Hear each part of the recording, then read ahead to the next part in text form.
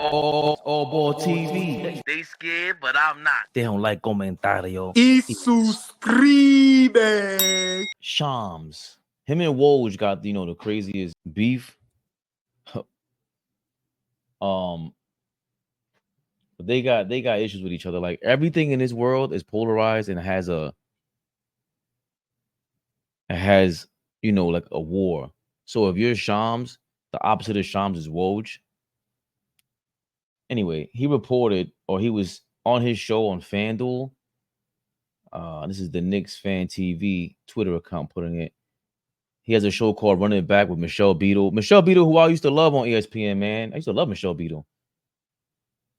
Not because I thought she was kind of hot stuff, but she knew her sports, man. Like, she just felt like someone I could talk to about sports.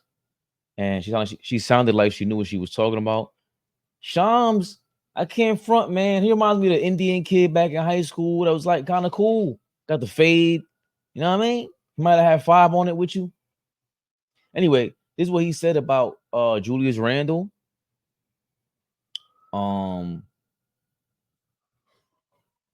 And the New York Knicks situation, and of course the trades and stuff. They're going to continue to be aggressive. They've got 8 first-round draft picks they can trade. Obviously, they have seconds, they have swaps. So they're looking for that next player if he is available, whenever that's going to be.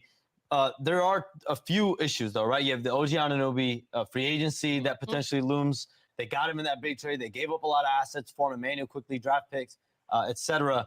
Will they be able to keep him? I think that's going to be their priority. But then 2 other players, Jalen Brunson, he's extension eligible. We'll see if it makes sense for him to extend now or wait till 2025. But Julius Randle, he's got a player option in 2025. He's eligible for a 4-year, $188 million contract extension this summer. Or I should say 4-year, $181.5 million contract extension. Either way, significant money. Teams are monitoring the situation for sure, because how they handle that extension situation, if that is a conversation, what transpires, I think that'll be interesting. Because you think about movable assets, salaries, obviously Julius Randle's got the number if you are to make a big. What do we think of Julius Randle being the perfect trade bait? Because that's really what it's about. Like they're saying, because of the contract situation that he has upcoming, you can trade him, or it's easier to trade him. And, what do you think about what Sham said? Well, let's start here. Jesus Christ, it's only been 24 hours and we're already talking about moving and changing up this roster. Now, I'm always a guy that's a proponent of upgrading the roster. But goddamn, Julius separated his shoulder, has been nothing short of amazing for us, and now we are finding a way to ship him out. I understand the business side of basketball, but I also really want us to run it back. I really want us to run it back and see what we look like. Obviously, you want to add pieces that will bolster the roster, but to change up the core right now, I'm not sure. Again, my interest is adding another guy that can initiate offense. Somebody that could take the ball out of Brunson's hands. Brunson can play like 30 to 35 minutes a night, and he doesn't have to be exhausted at 40 minutes a night initiating every offensive attack that we have, right? That's what I want to do. But I will say this. If Julius does have a market out there, if there's a market out there and we can bring something back that is seamless, you have to understand, when we're building this team around Jalen Brunson, you have to have fits instead of like parts, right? I don't know if people understand what I'm saying. Let me explain that real quick. I want fits. I want things that fit together. We can have a bunch of different parts, but the parts don't always fit. I want fits. And so when you building this thing around Jalen Brunson, Dante DiVincenzo, seamless fit. OG Anunoby, seamless fit. Josh Hart, seamless fit. Mitchell Robinson, seamless fit.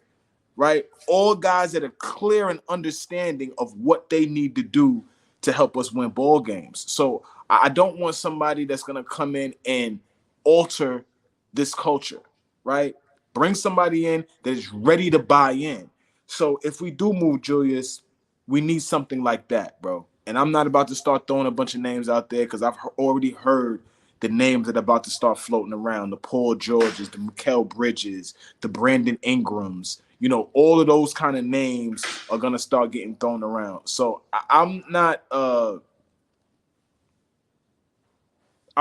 against any of those guys, but everything has to make sense. Everything has to make sense. Um,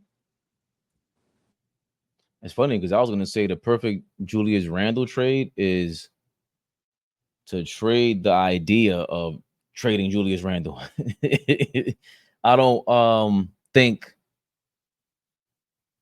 it's a great idea to break the fit. I'm also not of the opinion of, hey, Julius Randle just separated his shoulder. He was sitting there alongside with us. The business of basketball is also just being the point guard. What's the best play? What's the next best play? That's just always what it is. And as of right now, in my opinion, the next best play is keeping Julius Randle. Mm-hmm. You can entertain the Kevin Durant thing, the LeBron James thing, Anthony Davis. They make a lot of sense, but the low maintenance as far as diva hood is what got us here.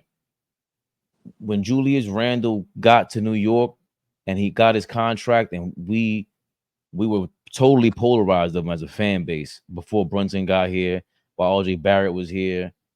Every player almost felt like there was a polarization with them. And the first guy that didn't feel that way was probably Mitchell Robinson. Then IQ started to come around. And of course, once Brunson got here, there was really no polarization after a while. It was like, yeah, okay, he's good. He's really good. And before any of that, Julius Randle was still struggling with kind of like the diva stuff, booing the crowd, getting emotional over it, kicking chairs over. Even just his shortcomings on the court, they were making him too emotional. So all these things are not team player like stuff. So when Brunson gets here, the real team leader walked through that door and it was like, oh, I got to step my game up. So we've always been there too. Like, are you really that guy? Are you really that guy? That's what we love about Kobe. We always going to reference Kobe, but as loud as he was as a superstar, what is now synonymous with him is the God of will, is the God of leadership, is the God of doing it the right way, especially on the court and just practicing and stuff like that. And ad nauseum, we're going to repeat it. He got Shaq traded. It wasn't because he hated him. He hated him as a person. It was, bro, I'm trying to be great. I want us, in order to be great, we got to elevate all this other stuff. He was thinking like a Fortune 500 guy. He was thinking big business along with basketball. The work ethic wasn't there. There just wasn't there. So whatever wasn't there, me or him. Whatever wasn't there, Kobe's presence shined the light on it. Very similar to Jalen Brunson coming here, and he shines a light on you, Julius Randle. Hey, you see this? That's kind of like the way how we need to operate in order to win. And you keep doing that other stuff that doesn't help us win. And guess what? Julius Randle got injured, sat down, watched tape of himself for the first time in his life. He admitted to and said, "Yo, I have a lot of issues. Well, not a lot, but the issues that I have is shooting too much and maybe talking to the crowd, maybe giving in. I got to go to therapy. His wife supposedly helped him. Like, this is all public information now. And he's acting more like Jalen Brunson. So I'm saying all that to say, I'm not keeping him just because he grew into this person that we want or whatever it is, or he fits now. It's because we trade this, and then for what? Even if it's LeBron, and we think LeBron is a top 5 player still, whatever your opinion is of him, that's not a guarantee that he fits. Going back to Flea's point, that's not a guarantee that he fits just because you're great. Greatness is not what fits here. What fits here is the great team effort. And we saw eventually with Kobe Bryant as well, he needed a team, of course, but he made Pau Gasol better. Mm-hmm. Pau Gasol arriving to the Lakers elevated him because of Kobe Bryant mainly. You could say it's the Lakers, all this other stuff, but he's not letting you show up and do whatever you want to do. A lot of guys, Lamar Odom, Powell, Bynum. There's a lot of guys that once they put that team together around him, Trevor Ariza, like, guys elevated their games and became real pros because Bean is not having that. But yeah, we just have to be smart. We have to be patient. Um, I don't think that anything about this season, what happened, should trigger anything that says we should need to be irrational and make irrational moves. Nothing about right now says that. Everything says that we're projecting in the right direction. Things are coming together. It's exciting. Now we look like a destination spot, a spot that says, "Hey, I would want to be a part of that." They building something over there. I like what they building. They got a lot of humble dudes over there. There's no divas over there.